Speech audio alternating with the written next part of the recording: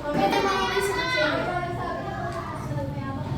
Di ba yung sinabi namin kanina, huwag mong susubukan ang Panginoon ng Diyos.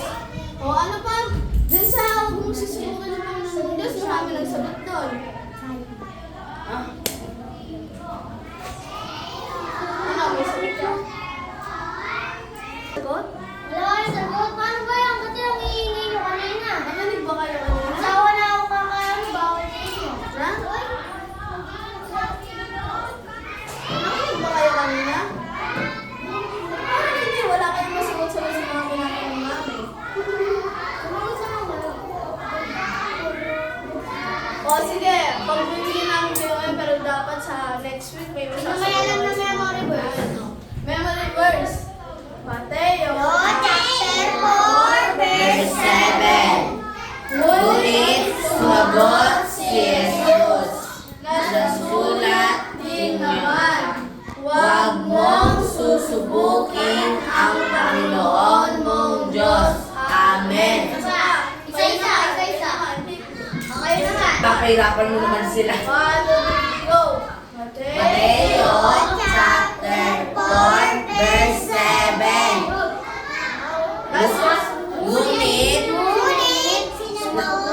sumagot si Jesus,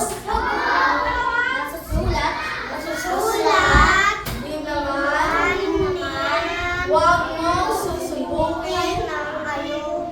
Isa nga, isa nga.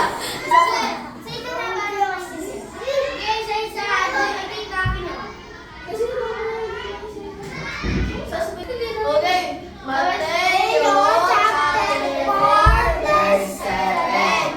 Ngunit sumagot si Jesus, nasusulat din naman, huwag mong susubukin ang Panginoon mong Diyos. Amen. Ayaw lang. Naman, kayo na, hindi ko sasabay. Mateo chapter 4, verse 7.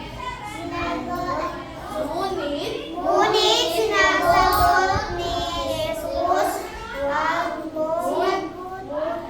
Ngunit sumagot si Jesus. Ngunit sumagot si Jesus, nasusulat naman, Pwede na yan. Wag. huwag mong susubukin ang Panginoon, Panginoon mong Diyos. ng Diyos.